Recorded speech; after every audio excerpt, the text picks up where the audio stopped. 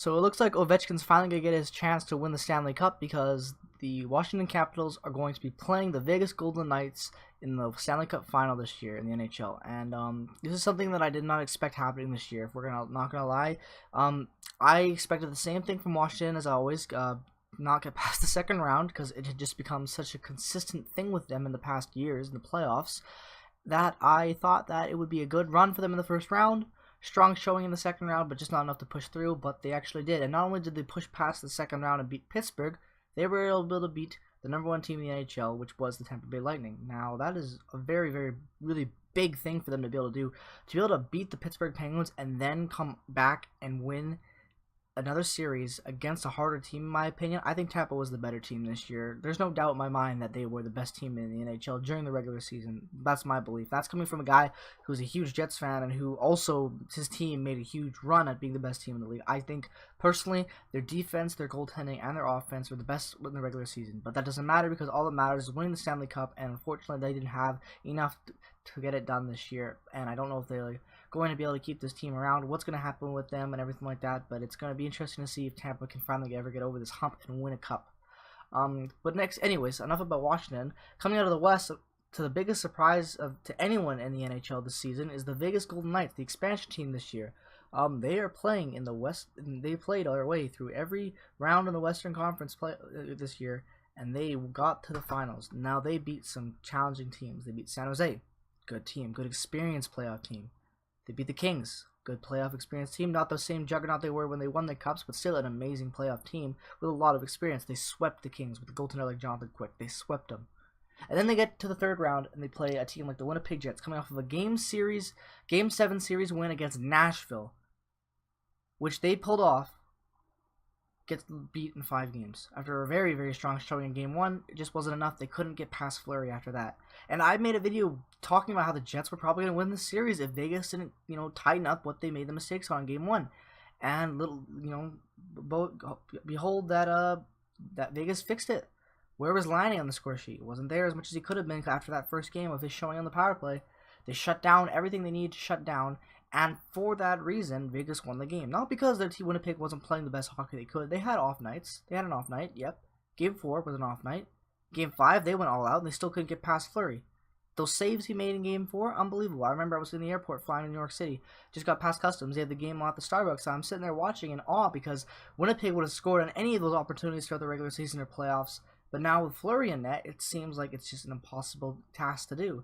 And it showed that it was impossible, and Fleury helped the Vegas Knights extraordinary amounts this season in being able to get them to where they are. And if you look at their roster, a year ago you would never think any of these guys would be able to be put together, would make a Stanley Cup team. I know I didn't. I thought these guys would be worse than the Vancouver Canucks or the Arizona Coyotes, for Christ's sake. And now if you look at this roster, you would never expect guys like Jonathan Marchessault, William Karlsson, and Riley Smith to be a top line in the NHL. Jonathan Marchessault and Riley Smith, two very solid guys in Florida and in their careers. Very good depth pieces, good top 6 pieces. Never, ever saw them to this potential, ever.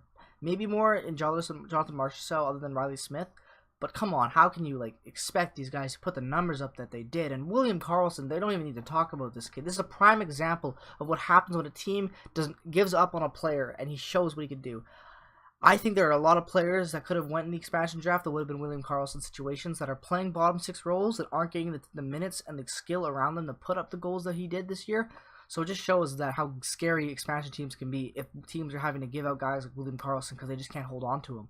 Looking down on the first line, of course, of the Washington Capitals, on the other hand, you've got Alex Ovechkin with Evgeny Kuznetsov and Tom Wilson.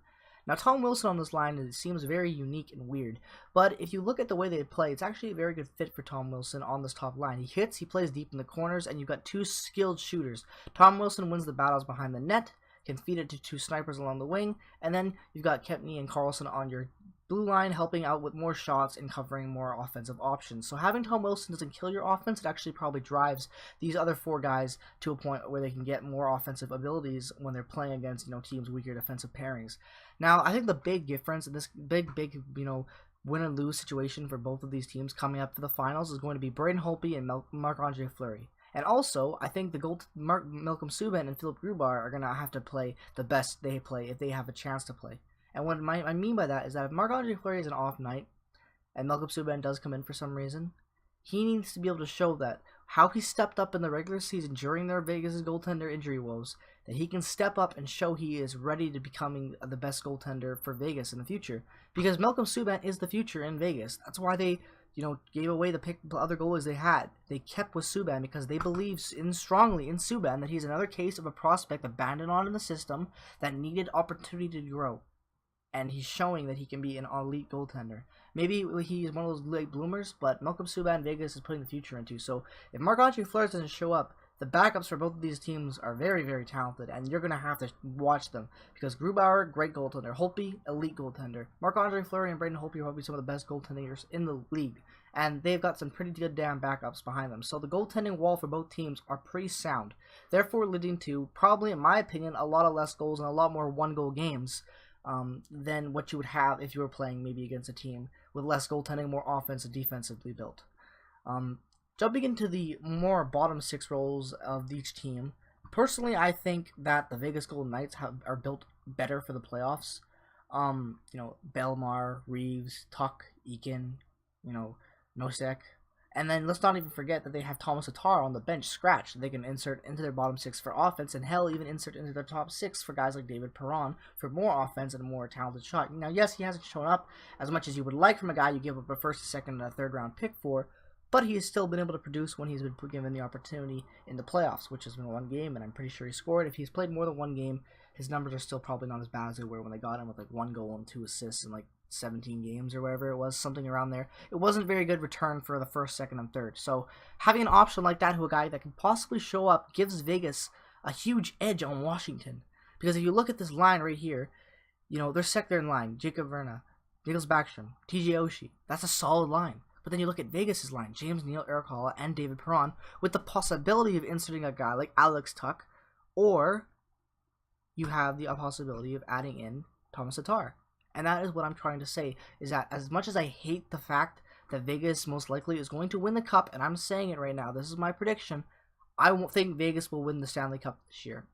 Do I want them to win, on the other hand? Absolutely not. They beat the Jets. I hate how an expansion team comes in here and wins a team after all these years of teams like Washington and other teams have been grinding and building their teams for years, this franchise, to get beat by them. And it just pisses me off because I just hate expansion. I hate expansion. Now, what I mean by that is that I think expansion, when the league talent is at such a high, is stupid. Because you're just giving teams free, great 30-goal scorers. Like, in the past, you would never, ever, ever see teams like Florida giving up Jonathan Marchessault and Riley Smith due to cap. Like, you would never see that happening. Guys like that would be must-signs. They'd be bending over to keep the guys that they did. Or another example would be Shea Theodore, Anaheim having to bend over back and give away Shea Theodore so that they didn't pick a roster player and giving up one of their best offensive prospects. Another example would be Alex Tuch and Eric Halla, and even William Karlsson. You look at this, and the list goes on and on for these other teams right now that have the option of this expansion. And Vegas picked from the cream of the crop, and that's why their team's in the Cup. And because they picked from the cream of the crop, they built their team exactly how they wanted to build it. Now, I'm not saying that Washington isn't the best team that they could put on the ice, because this is a very good roster. They made the Cup final with it. They got through the East bloodbath with this team. But what I'm trying to say is that, would you rather have Jay Beagle and Devontae Smith-Pelly on your team? Or would you rather have guys like, Alex Tuch, Thomas Tatar on the bench, Nosek, Bellemare, Reeves even, guys like this who are built for the playoffs? Thomas Tatar, not so much, but he's just another offensive tool they have in the cabinet. Thomas Nosek, a great playoff guys. This is what I mean. A lot of people disagree with me nowadays and disagree with the fact of having, the line-based system, scoring, puck, and then scoring for your top six, puck possession, and, kind of physical wearing, I could call it, beating them in the corners, puck, mostly puck possession, but a lot of physicality to the puck possession and fighting in the corners. That's what the bottom six is for, not offense as much as the top six. And I believe that. I think teams that build a team of just offense will never win due to the fact that their defense has to be so elite that they have to make up for the mistakes of the defensive liability which lie on their forward lines. And that's where I think that Vegas is the better team. Vegas picked each role on this team. Why do you think that Shepashev at the start of the season didn't play? He didn't fit the mold after the expansion draft. And that is exactly what this team is. Each player has an assigned role and a job. And that's why Bellemare is a great player on Vegas. That is why Brian Reeves has been a fantastic fourth line guy for them since acquiring him at the deadline.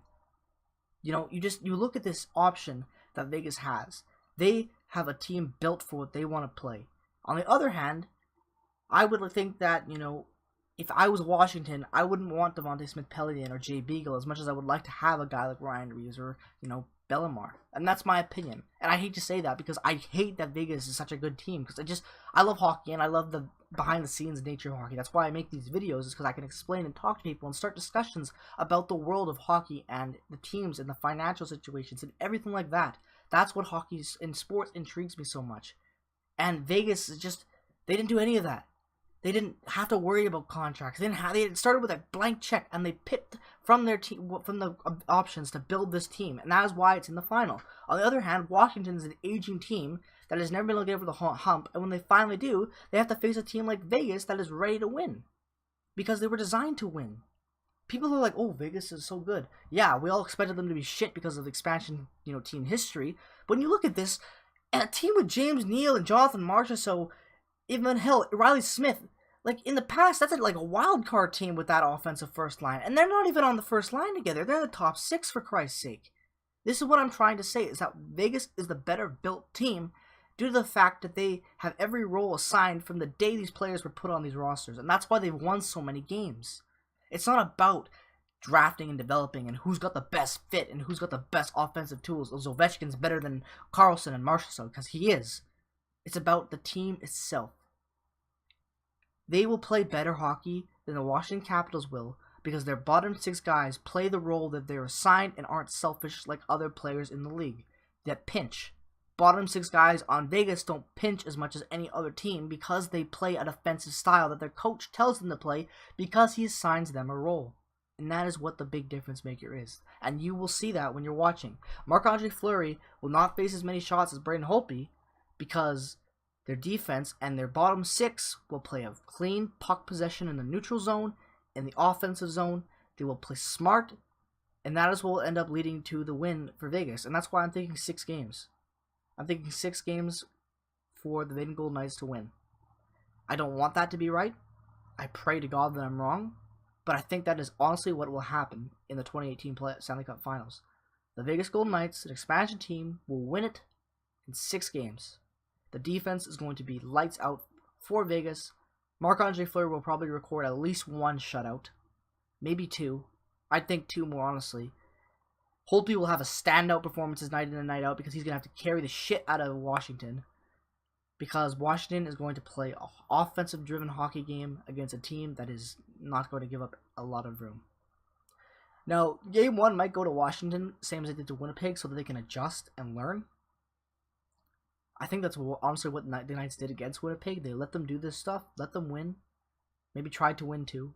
Didn't give them a win, of course. No team would do that in the playoffs. 4 to win a series. You're not going to give 1 away for free. But I feel that is what they will do. They will come out a little less, you know, defensively, see what their tendencies are, you know, on the ice, not on the tape room, and they will see, and then they will win. You heard it here on the Canadian Zombie that the Vegas Golden Knights, expansion team, came into this league and won the cup in their first year. That is what's going to happen, and Marc-Andre Fleury is going to probably win MVP. Guys, now this is just my prediction, and I hate that my prediction is this way, but I go off of facts and what I believe, off of playing style. I believe neutral zone ice control and defense is crucial to series wins in the playoffs, and that is what I go off of after watching hockey. You can completely agree with me. I hope that I'm wrong. I want you to argue with me because I don't like that I believe this. I'd love to see Alex Ovechkin finally raise a cup. He's been one of my favorite players to watch my entire life, so I definitely want to see that happen. Let me know in the comments, guys, what your thoughts are. I'd love to hear them. And I will see you guys throughout this final. I'll be making more videos on the Winnipeg Jets, their offseason, what's yet to come, other teams' off-seasons and what to come. And also I'll be making probably as many videos as I can, updating you about the games and how the finals are playing out. Now, I don't follow these teams in depth, so don't expect Game 1 previews, Game 2 previews, and game discussions. I might make a discussion video if there's a lights-out win or like a 45-game shutout, something like that. 45 games, 45 save shutout, something like really extraordinary to talk about. So I just want to let everyone know that, all the viewers know that although that I'm covering this now, I don't want to, lie to you guys. Hey, subscribe for more content, because there will be content, just not as much as about Washington and Vegas. So if you're fans of these teams, I appreciate you watching and giving an outsider, a talk about your team. And talk about it with me in the comment section if you disagree. Love to hear from you guys. As anyways, take it peace. As always, guys, peace out. Take care, and I'll see you in the next one. Thanks for watching.